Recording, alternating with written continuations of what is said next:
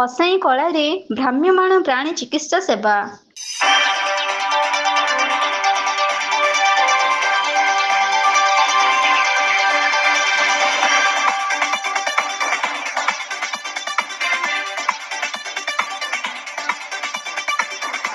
ପ୍ରାଣୀ ସମ୍ପଦ ମଣିଷ ସମାଜ ପାଇଁ ଏକ ଅତି ଆବଶ୍ୟକୀୟ ସମ୍ପଦ। ମଣିଷ ଜୀବନ ଚର୍ଚ୍ଚାର ଚଳଣି ମଧ୍ୟରେ ନିହାତି ଆବଶ୍ୟକ ପଡ଼ିଥାଏ ପ୍ରାଣୀଙ୍କ ସହଯୋଗ। ସେହି ପ୍ରାଣୀମାନଙ୍କ ଦ୍ୱାରା ମଣିଷ ଜୀବନର ନିରାଟ ପରିବର୍ତ୍ତନ ଦେଖାଦେଇଥାଏ। କିଛି ପ୍ରାଣୀ ଅଛନ୍ତି ଯାହାକି ଚାଷ କାର୍ଯ୍ୟରେ ନିୟୋଜିତ ହୋଇ ମଣିଷ ଜୀବନର ଭବିଷ୍ୟତ ଗଢ଼ିବାରେ ଗୁରୁ ଦାୟିତ୍ୱ ଲିଭାଇଥାନ୍ତି। ମଣିଷ ସମାଜର କୌଣସି ନା କୌଣସି କାର୍ଯ୍ୟରେ ପ୍ରାଣୀଙ୍କ ଆବଶ୍ୟକ ପଡ଼ିଥାଏ। ଏମିତିକି ପ୍ରାଣୀମାନଙ୍କ ମଳମୂତ୍ରରେ ମଧ୍ୟ ମଣିଷ ସମାଜରେ ଅତି ଜରୁରୀ ହୋଇଥାଏ। ସେହି ପ୍ରାଣୀମାନଙ୍କୁ ସୁରକ୍ଷିତ ରଖିବା ପାଇଁ ମଣିଷ ଭଳି ସେବାର ଆବଶ୍ୟକ ପଡ଼ିଥାଏ।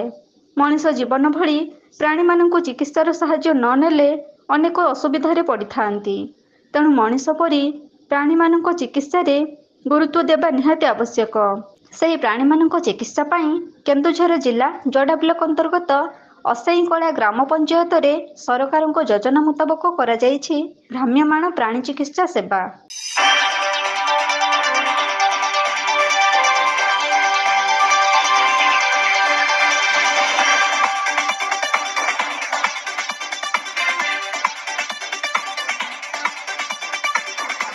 ପ୍ରତ୍ୟେକ ପରିବାରରେ ଏବେ ପାଳନ କରୁଛନ୍ତି ବିଭିନ୍ନ ପ୍ରଜାତିର ପ୍ରାଣୀ।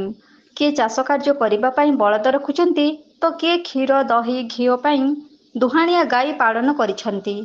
ଏବେକା ଦୁନିଆରେ ଏକ ଲାଭଜନକ ବ୍ୟବସାୟ ପାଇଁ ଘରେ ଘରେ ଚାଷ କରିବା ପାଇଁ ଇଚ୍ଛା ପ୍ରକାଶ କରୁଥିବା ବେଳେ ସରକାରୀ ସ୍ତରରେ ମଧ୍ୟ ପ୍ରୋତ୍ସାହନ ଦିଆଯାଉଛି। ତା ସହିତ ଛେଳି କୁକୁଡ଼ା ଚାଷ କରି ମଧ୍ୟ ଖୁବ୍ ଲାଭବାନ ହେଉଥିବା ଦୃଷ୍ଟିକୁ ଆସିଛି। କିନ୍ତୁ ମଣିଷ ସମାଜ ପରି ପ୍ରାଣୀମାନଙ୍କ ପାଖରେ ମଧ୍ୟ ଦେଖାଦେଉଛି ମାରାତ୍ମକ ରୋଗ, ଯେଉଁ ରୋଗରେ କି ପ୍ରାଣୀ ସମ୍ପଦ ଉପରେ ବିପଦ ଦେଖାଦେଇଥାଏ। ସେହି ପ୍ରାଣୀ ସମ୍ପଦକୁ ସୁରକ୍ଷିତ ରଖିବା ପାଇଁ ସରକାରଙ୍କ ଯୋଜନାରେ ଖୋଲାଯାଇଛି ଭ୍ରାମ୍ୟମାଣ ପ୍ରାଣୀ ଚିକିତ୍ସା ସେବା କାର୍ଯ୍ୟକ୍ରମ, ଯେଉଁ କାର୍ଯ୍ୟକ୍ରମରେ କି ପ୍ରାଣୀ ଚାଷୀଙ୍କ ପାଇଁ ଖୁବ୍ ସହାୟକ ହେଉଛି।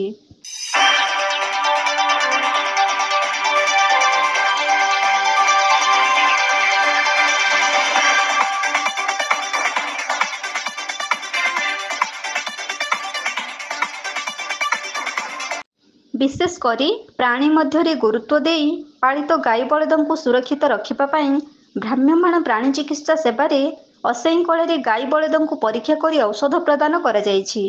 ଗାଈ ବଳଦଙ୍କ ପାଖରେ ଦେଖାଦେଉଥିବା ବିଭିନ୍ନ ରୋଗ ପାଇଁ ତାର ପ୍ରତିଷେଧକ ପାଇଁ ଗାଁ ଗାଁରେ ଭ୍ରାମ୍ୟମାଣ ମାଧ୍ୟମରେ ଚିକିତ୍ସା ସେବା ଯୋଗାଇ ଦିଆଯାଉଛି। ପ୍ରାଣୀମାନଙ୍କୁ ଯେମିତି କୌଣସି ରୋଗ ଗ୍ରାସ ନ କରେ ସେଥିପାଇଁ ପୂର୍ବରୁ ତାର ପ୍ରତିଷେଧକ ବ୍ୟବସ୍ଥା କରିଥିଲେ ପ୍ରାଣୀମାନେ ରୋଗରେ ପୀଡ଼ିତରୁ ବଞ୍ଚିତ ହୋଇପାରିବେ। ପ୍ରାଣୀ ସୁରକ୍ଷିତ ରହିଲେ ମଣିଷ ସମାଜ ମଧ୍ୟ ଜୀବନ ଚଳଣିରେ ବିରାଟ ପରିବର୍ତ୍ତନ ଆସିଥାଏ। ଏହି ଭ୍ରାମ୍ୟମାଣ ପ୍ରାଣୀ ଚିକିତ୍ସା ସେବା ପ୍ରାଣୀ ଚାଷୀଙ୍କ ପାଇଁ ଖୁବ୍ ଉପଯୋଗୀ ହୋଇଥିବା ବେଳେ ଏହି ସେବାରେ ନିଜ ନିଜ ଗାଈ ବଳଦଙ୍କ ସ୍ୱାସ୍ଥ୍ୟ ପରୀକ୍ଷା ପାଇଁ ଆଗ୍ରହ ପ୍ରକାଶ କରୁଥିବା ଦେଖିବାକୁ ମିଳିଥିଲା।